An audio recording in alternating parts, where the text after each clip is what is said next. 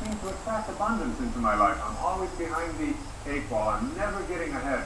And I suggested to them, I said, if it ever occurred to you that that's the very kind of message you're sending out to the world and out to the universe, that the ocean of abundance is there.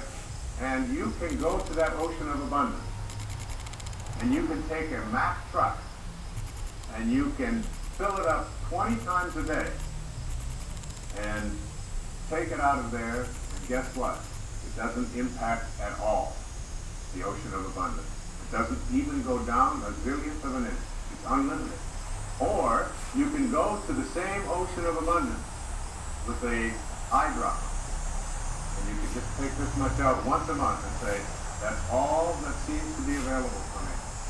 And the interesting thing for me is that when people go to this ocean of abundance, this unlimited world, all that I have is thine, it says in the Holy Book. All that I have